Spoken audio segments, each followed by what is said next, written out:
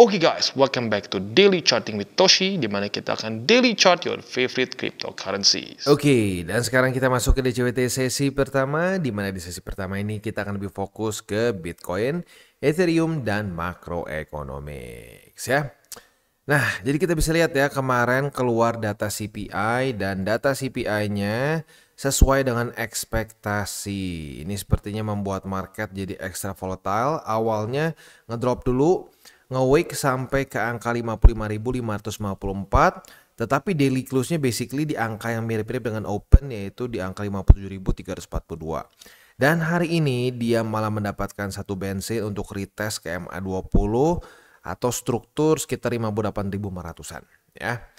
Nah, jadi ya lagi-lagi data penting itu bisa mengguncang market. Jadi saat kita bilang hati-hati bisa terjadi volatility, itu bukan ini ya, bukan clickbait, beneran ada.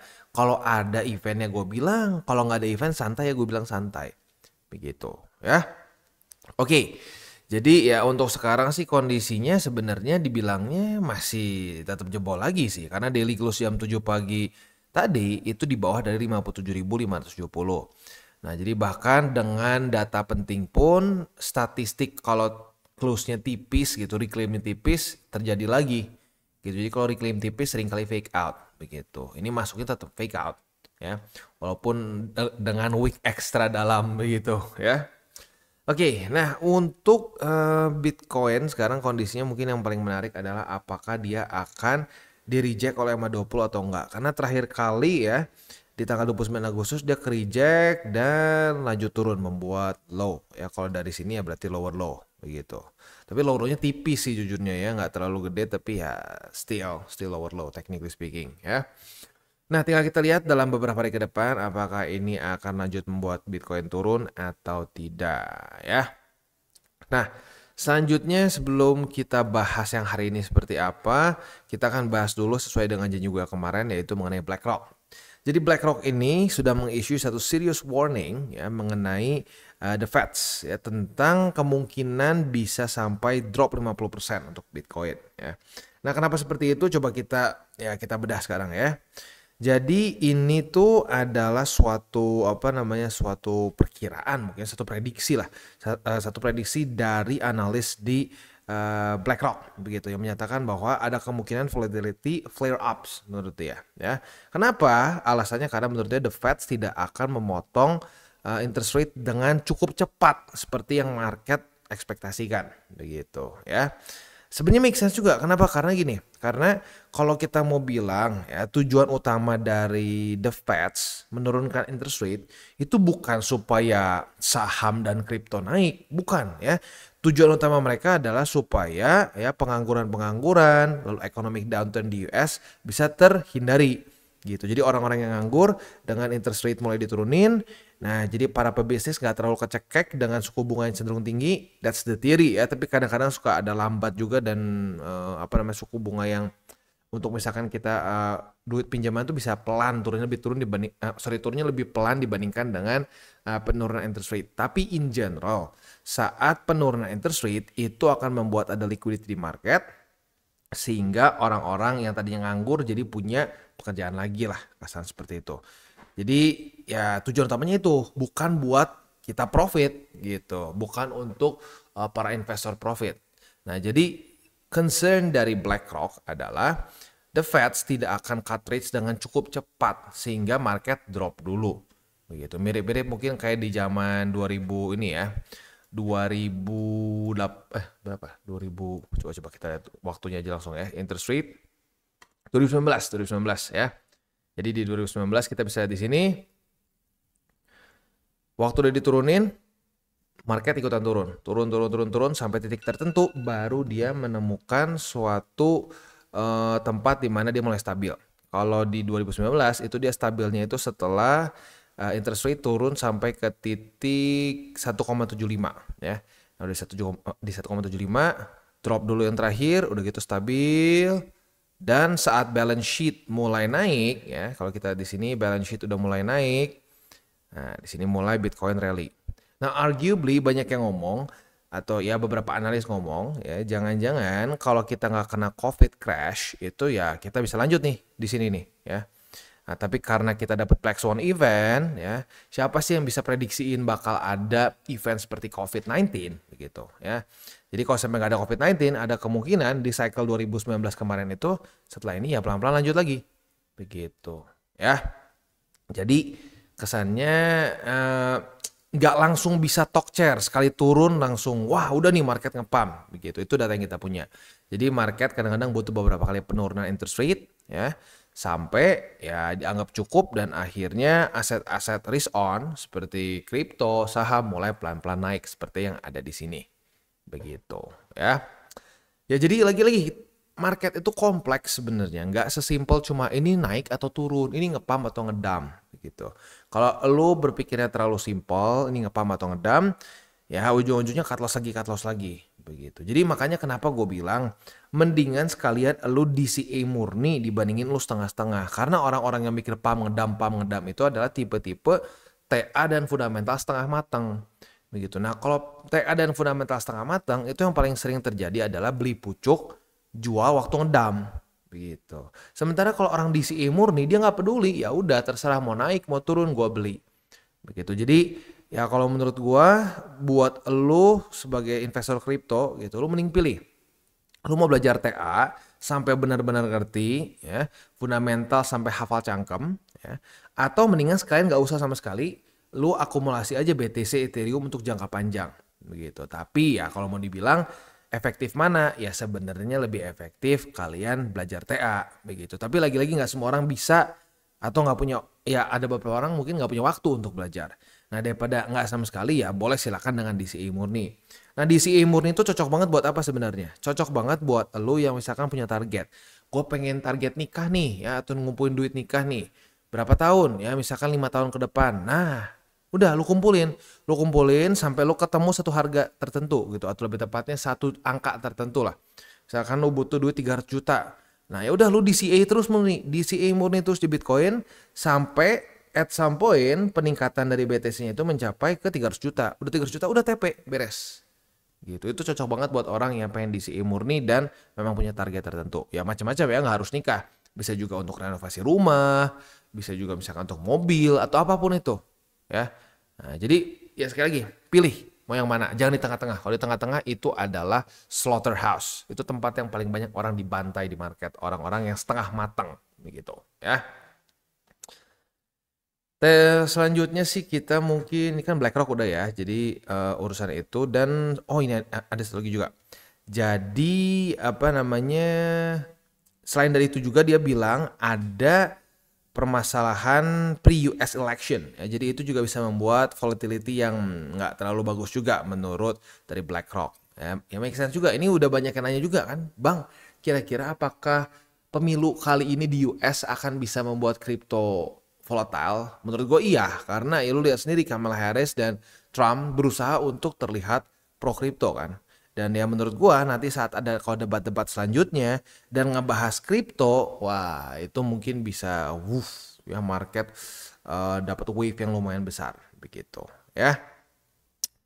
Oke, dan satu lagi mungkin penekanannya adalah urusan inflasi ya. Jadi kenapa menurut si analis BlackRock ini nggak akan terlalu cepat, karena untuk medium term ya kalau dia kecepatan nurunin interest rate-nya atau cut rate-nya terlalu cepat, itu bisa mengundang inflasi lagi.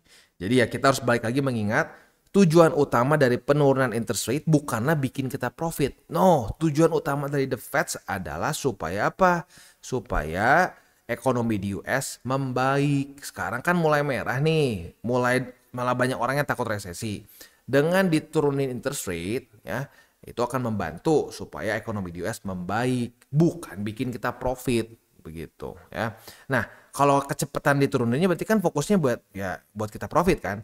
Nah, itu bukan tujuan Fed gitu. Itu aja yang harus kita garis bawahi intinya ya. Oke, next kita akan geser ke economic calendar. Hari ini pun nggak ada istirahat ya. Gue udah bilang dari Rabu sampai Jumat kita dihajar terus. Untuk hari Kamis ini dari US kita akan keluar initial jobless claim ya. Buat lo yang ingat bukan terakhir kali tapi 2 kali sebelumnya keluar data initial jobless claim itu BTC sempat ngepump 12% sehari ya. Ya, jadi intinya bukan ngomong bakal ngepump lagi 12%, tapi intinya ini bisa membuat market volatile begitu. Jadi kita jangan mau tebak-tebakan deh ya.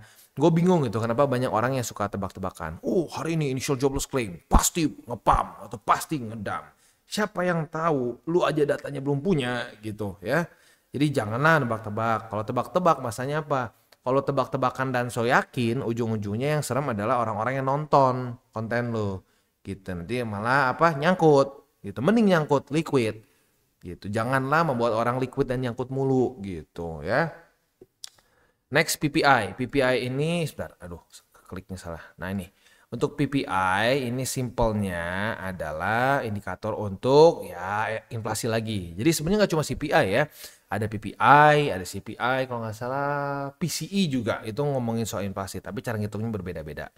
Jadi ini juga penting nih, 2 data penting dijadiin satu.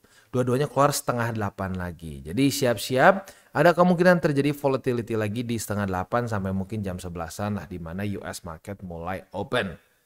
Jadi buat lo yang punya posisi futures, pertimbangkan untuk tutup posisi kalau belum kena target TP, terutama untuk yang konservatif. Buat yang agresif, monggo silahkan ride the waves ya. Karena ya memang ya agresif ya, memang kadang-kadang suka unik sih ya. Tadi ada kalau nggak salah yang sempat komen, waduh agresif belakangan ini hancur ya bang. Ya makanya ya, jadi jangan sampai berpikir agresif itu lebih profit. Nggak juga ya, kalau gue lihat statistiknya agresif lebih banyak cut loss gitu. Tapi sekalinya kena, wah gede. Gitu. Jadi ya makanya sekali lagi gue ingatkan, jangan dipaksain. Kalau lo konservatif ya konservatif, agresif ya agresif ya. Oke, selanjutnya kita akan lihat sedikit indeks dolar. Indeks dolar itu posisinya sekarang, coba kita lihat ya. Mana indeks dolar? Waduh. Oke, indeks dolar masih cenderung kuat sih ya. Berhasil mantul di EMA 20. We'll see apakah dia akan di retest EMA 50 ya, yang mendekat sekarang atau dia malah naik duluan ke 102,63 ya. Tapi intinya mulai ada kemungkinan terjadi reversal nih dari indeks dolar di mana dia udah masuk ke bearish trend dari Juni. Sekarang apakah akan mungkin terjadi reversal? We'll see. Next, Bitcoin dominance reclaim lagi MA20 ya. Jadi ya lagi-lagi reminder dari gua, jangan sampai mau kemakan setiap kali Bitcoin dominance koreksi dibilang altcoin season begitu. Setiap koreksi altcoin season.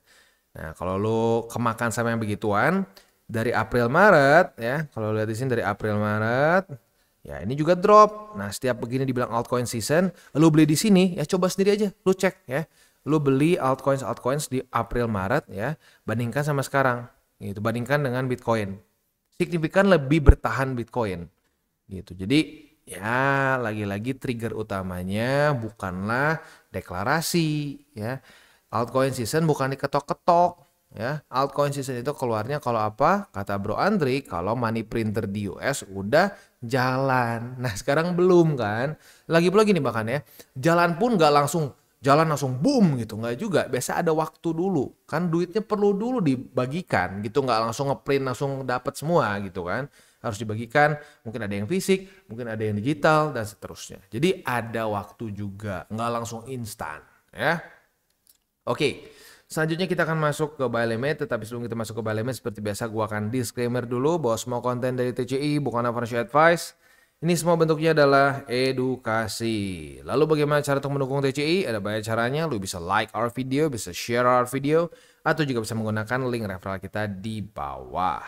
Nah sekarang kita akan dengar dulu pesan-pesan dari sponsor kita pada hari ini. Oke, today's video is brought to you by Maxi. Dan seperti yang kita bisa lihat di sini, Maxi sedang ada kerjasama dengan TCI, di mana kita ada deposit and trade campaign dengan price pool yang nggak main-main sebesar 20.000 USDT ya. Ini eksklusif deposit campaign-nya tuh untuk TCI aja. Jadi buat lu yang pengen ikutan bisa menggunakan link referral kita di bawah. Ini berlangsung sampai tanggal 20 September. Jadi masih ada waktu yang cukup panjang ya. Tapi buat lo yang pengen ikutan silakan, karena ini adalah first come first serve. Kalau sudah price pool-nya habis ya sudah, berarti beres ya. Oke, nah selanjutnya selain itu juga tentunya di Maxi kita bisa trade spot, futures, dan seterusnya. Dan seperti yang kita tahu, Maxi ini adalah salah satu tier 1 exchanger yang secara fee-nya itu salah satu yang paling murah begitu. Jadi buat lo yang mungkin komplain terus nih, aduh bang, fee mahal bang, fee mahal bang. Nah, boleh pertimbangkan untuk menggunakan Maxi. Dan juga Maxi ini masih salah satu cryptocurrency exchanger yang masih non KYC. Jadi buat lo yang mungkin merasa terbebani untuk KYC, nah lo bisa pakai Maxi karena Maxi tidak mengharuskan KYC, begitu ya. Dan tentunya banyak lagi hal yang kita bisa lakukan di sini, seperti ada sign up bonus yang kita bisa claim up to 1000 USDT, dan juga ada Kickstarter. Di mana Kickstarter ini sangat berguna bagi lo para holder MX token. Lo basically bisa ikut seperti launch pool yang kita tinggal lock saja si MX tokennya ya. Jadi kurang lebih seperti itu. Buat lo yang belum menggunakan Maxi, silahkan bisa pertimbangkan untuk menggunakan link referral kita di bawah. Dan kita masuk ke Bitcoin. Untuk Bitcoin posisi futuresnya hari ini sudah terjadi retest pertama di EMA 20 atau di 58.445. Nah, kalau sampai dia daily close-nya di tengah-tengah antara 57.570 dan di bawah dari 58.455, kita bisa limit posisi short. Retest kedua otomatis kebuka posisi shortnya, dan target TP di 57.570 ya.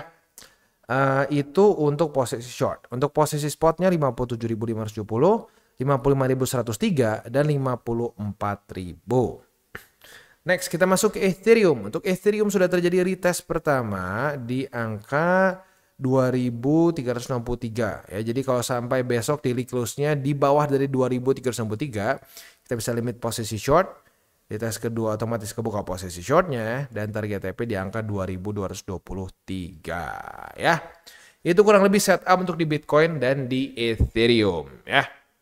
Selanjutnya kita akan masuk ke wejangan ya. Nah, untuk wejangan ini mungkin lebih general sih ya, untuk bukan cuma dipakai untuk kripto sih sebenarnya, tapi bisa dipakai juga untuk in general aja for our lives gitu. Nah, kita tuh seringkali mengidolakan seseorang begitu, mengidolakannya ekstrim sampai apapun yang dia pakai kita pakai juga. Kayak dulu sempat ada satu baju di Uniqlo ya, istri gue dulu beli, ya dia suka aja gitu, dia suka itu kalau nggak salah t-shirtnya Jean-Michel Basquiat kalau nggak salah ya. Tiba-tiba ada temen yang nanya, wah lu suka Korea ya?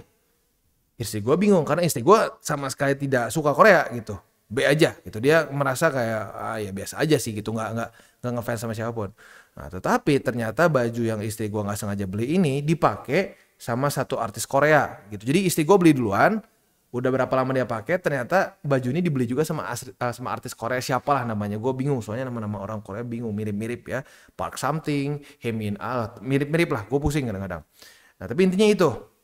Nah, jadi kita tuh kadang-kadang terlalu mengidolakan seseorang sampai semua aspek kehidupannya ditiru. Makanya kadang-kadang kalau di Korea dan di Jepang, kalau sampai ada skandal, tiba-tiba dia ketahuan pacaran atau ketahuan misalkan selingkuh, itu bisa wah dampaknya luar biasa besar.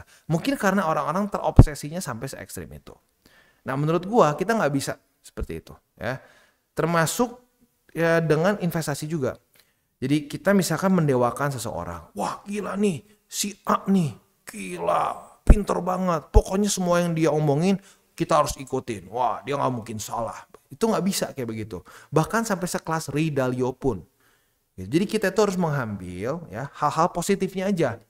Gitu, hal-hal positifnya aja. Yang kita tidak setuju, yang menurut kita nggak baik, ya jangan diikutin. Begitu. Jadi kita bisa ngefans ke seseorang, tapi jangan ngefans seluruh jiwa raga dia. Gitu. Tapi lo harus ngefans terhadap hal-hal positifnya aja yang dia punya. Begitu ya.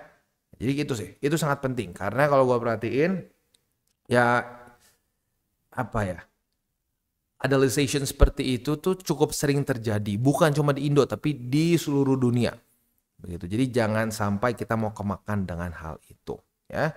Ya sama dengan di sini juga gitu, jangan sampai gini, ada beberapa yang sempat komen, wah gila Bang Toshi ini dukun dewanya kripto katanya, ada yang bilang rajanya kripto. Nggak mau ya. Kalau gitu caranya lu cuma nuker dewa gitu, lu nuker dari dewa A ke dewa B karena dewa A salah mulu kasarnya. Udah gitu sekarang dewa B nih yang lebih akurat. TCI bukan dewa, bukan dukun, kita cuma justru mengolah data. Kalau lu mau ngambil suatu hal yang penting dari TCI, pelajaran paling penting dari TCI adalah apa? Dengan lu melihat data, statistik, dan fakta, ya, itu probability lu untuk menang, lebih profit, itu lebih besar. As easy as that. Bukan, jangan sampai jadi mendewakan gua gitu kesannya, wah gua lebih gacor nih dibanding si ini. Kalau gitu apa bedanya sama lu pemain slot? Gitu. Wah, jangan main di tempat slot A, nggak gacor, di B aja lebih gacor. Nah, bahaya kalau kayak gitu ya. Kita harus benerin mindset.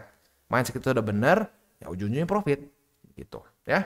Oke, kita tutup dengan 3 golden rules. Jangan pakai uang panas, jangan over leverage, dan berpikirlah jangka panjang. Oke guys, jadi itu adalah akhir dari segmen DCWT kita pada hari ini. Dan jangan lupa bagi kalian yang merasakan manfaat dari segmen ini, jangan lupa untuk share ke teman-teman kalian. Dan apabila lu pengen mensupport channel kita, ya TCI, jangan lupa untuk menggunakan link referral kita di bawah.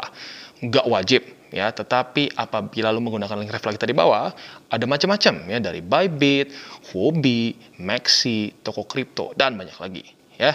Ya, walaupun nggak wajib, tapi kalau menggunakan link referral kita, lu secara langsung membantu perkembangan dari TCI. Dan satu lagi, jangan lupa juga untuk join Telegram group kita, di mana kita bisa ngobrol-ngobrol santai mengenai dunia cryptocurrency secara 2 arah. So, jangan lupa untuk like, subscribe, click the bell icon, and see you on the next video.